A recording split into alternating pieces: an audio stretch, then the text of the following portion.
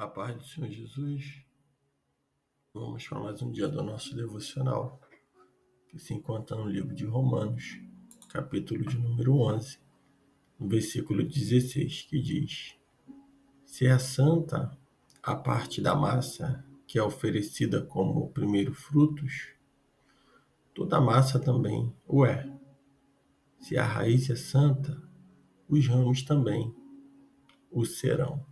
Nós estamos começando a falar sobre Romanos 11, e Paulo aqui ele vai falar sobre os remanescentes de Israel. Nós vamos ver que, à medida que o evangelho das boas novas do Senhor Jesus ia sendo pregado, ia se aumentando, os números dos gentios. E que à medida que isso ia aumentando, o que se questionava era se Deus rejeitou o seu povo, se Deus tinha rejeitado Israel. E Paulo ele começa dizendo: pergunto, pois, acaso Deus rejeitou o seu povo? De maneira nenhuma. Eu mesmo sou israelita, descendente de Abraão, da tribo de Benjamim. Paulo ele continua no versículo 2 dizendo: Deus não rejeitou o seu povo, o qual previamente conheceu. Ou vocês não sabem o que diz as Escrituras a respeito de como Elias clamou a Deus contra Israel? Senhor, mataram os teus profetas e derrubaram os teus altares. Sou o único que sobrou e agora também estão procurando tirar minha vida? Mas qual foi a resposta divina? Reservei para mim 7.000 homens que não dobraram os joelhos diante de Baal. Assim também há hoje um remanescente escolhido pela graça. E se é pela graça, já não é pelas obras. Se fosse, a graça já não seria graça. Que dizes então? Israel não conseguiu aquilo que tanto buscava, mas os eleitos o obtiveram. Os demais foram endurecidos, como está escrito. Deus lhe deu um espírito de atordoamento, olhos para não ver e ouvidos para não ouvir, até o dia de hoje. E Davi diz que a mesa dele se transforma em laço e armadilha, em pedra de tropeço e retribuição para eles, que se lhe escureçam os olhos para que não vejam, e as suas costas fiquem encurvadas para sempre. Salmo 69, versos 22 e 23. Então nós vamos ver que de tudo que estava ali, tinha os remanescentes, aqueles que ainda permaneceram fiéis ao Senhor, mas o que estava acontecendo ali é o que estava na palavra do Senhor. E Deus sempre tem um povo, alguém reservado, como ele fala aqui de Elias, e que ali Elias estava num momento difícil, onde ele estava dizendo ali que ele era o único que tinha sobrado, o único que estava vivo, e assim eles estavam procurando tirar a vida de Elias, Elias sendo ameaçado de morte, sendo procurado, e nós vamos ver que o Senhor ele tinha 7.000, tinha ali aqueles 7.000 que não tinham dobrado os seus joelhos, diante de Baal.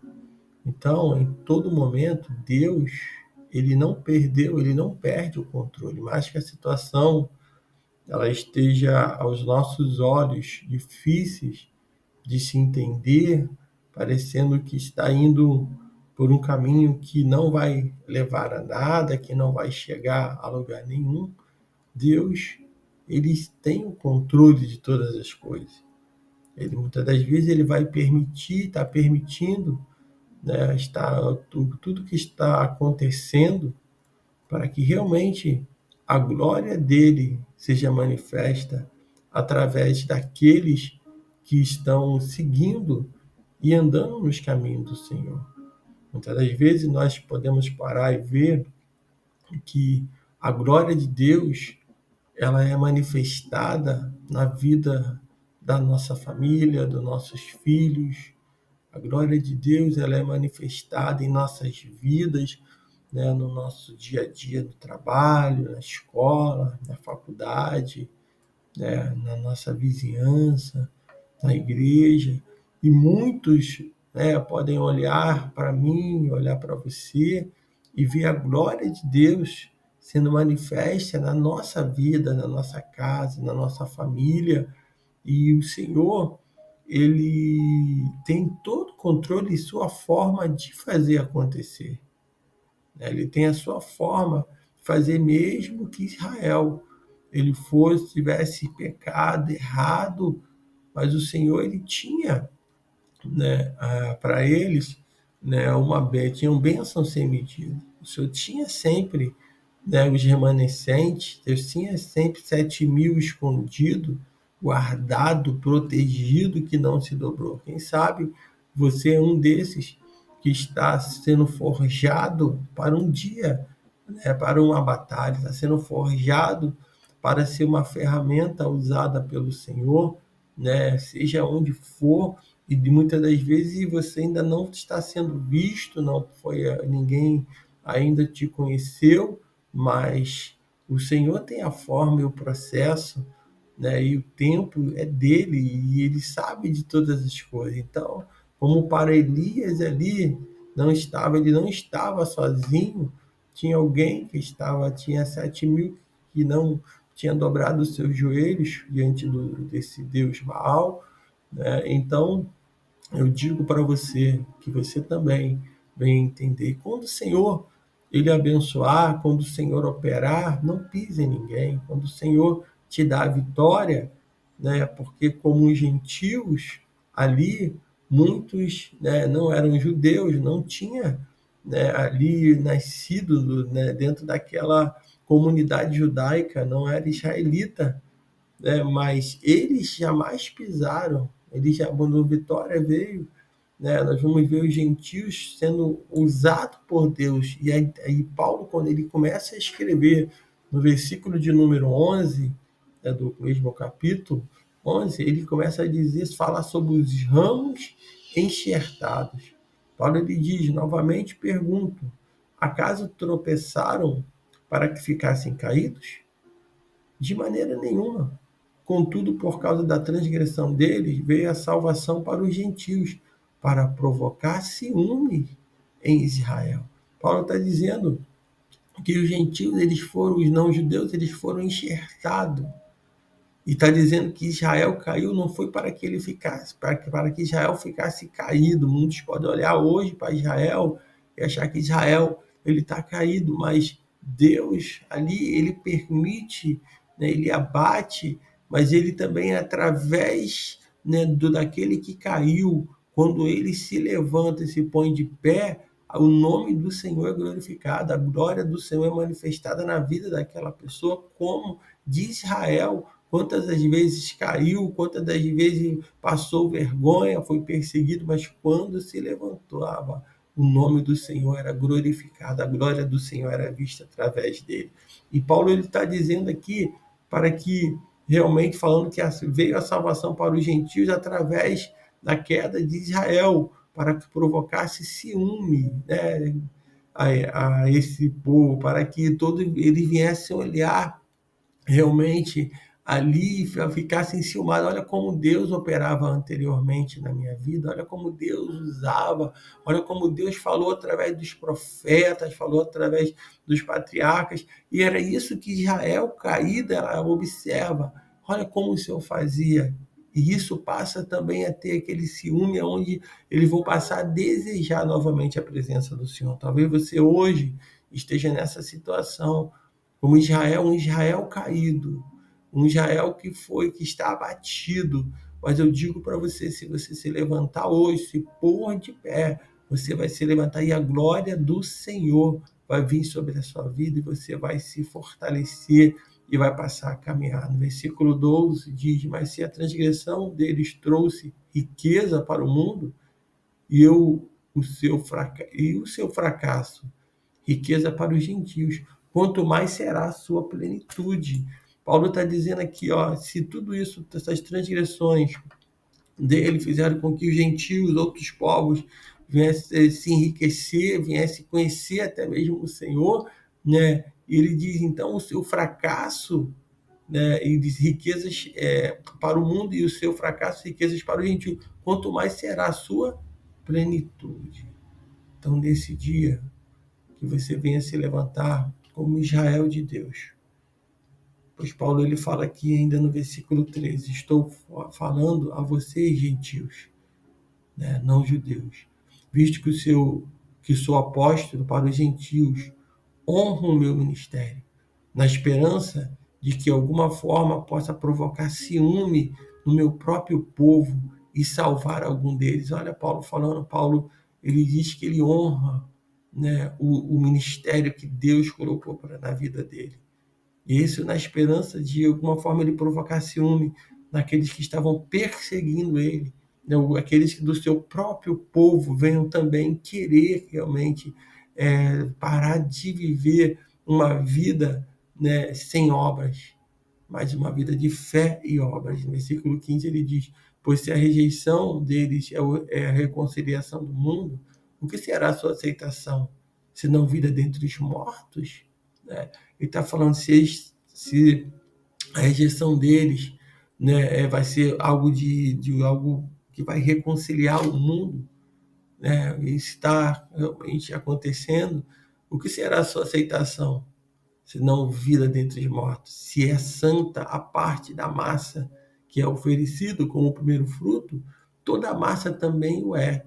Se a raiz é santa, os ramos também serão santos. Paulo ele vai dizer, né, interessante que nessa passagem, né, Paulo vai falar sobre essa santidade, né, compartilhada, né, se uma parte do povo de Israel, né, os primeiros, né, e a raiz, né, o povo de Israel são santos, isso implica uma santidade para o restante da nação e para aqueles que são enxertados nela, né? Esse versículo ele adverte os gentios que foram enxertados, né, para que não se orgulhem da sua posição, pois a raiz é quem o sustenta.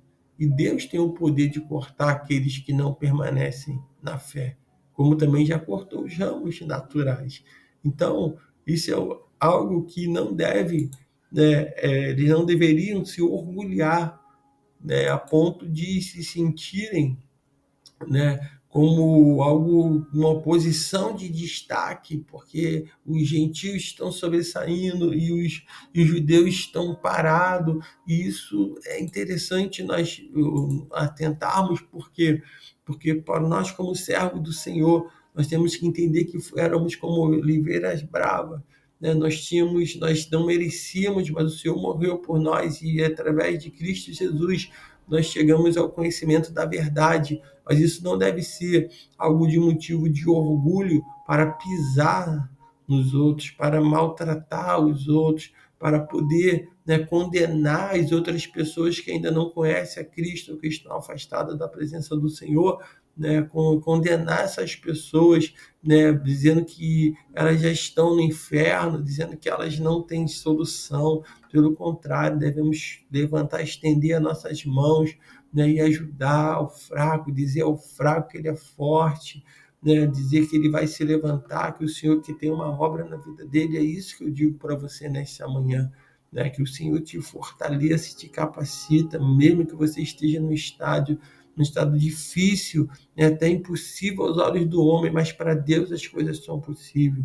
O Senhor nessa manhã ele pode aumentar o teu amor, essa manhã ele te chama e te convida para voltar à casa do Pai, ele te convida novamente para sentar à mesa, ele te chama, independente se você já é um cristão ou não, mas se você é um desviado ou não, não importa, o Senhor te chama, porque Paulo ele vai dizer que ele honrou o ministério que Deus confiou, na esperança de alcançar, de provocar ciúme naqueles que estavam ouvindo ele, para que ele viesse ser salvo, para que ele viesse ser alcançado. Então, que nós possamos também entender que essa palavra é para nossas vidas. E Paulo continua no versículo 17: entretanto, se alguns ramos foram cortados, e você, sendo oliveira brava, foi enxertado dentre os outros, e agora se tornou participante da raiz e da seiva da oliveira, não se considere superior,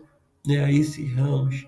Se o fizer, saiba que não é vocês quem sustenta a raiz, mas é a raiz que sustenta vocês, né? Então, Paulo está dizendo aqui que eles mesmos, né, os próprios israelitas, eram povos que, né, fundaram tudo isso. Então a esperança, né, o que a passagem também, ela traz a esperança, pois se os ramos naturais foram cortados por não crer, eles também podem ser enxertados novamente se abandonarem a sua incredulidade, né? Muitos já foram cortados, né, mas entenda como é possível ser enxertado novamente, ser ligado novamente na oliveira. Entenda que não tem nada, não tem, o inimigo, ele é mentiroso quando ele diz para você que não tem solução, quando ele diz para você que não é possível, né? Mas ele pode novamente ser sustentado. A raiz,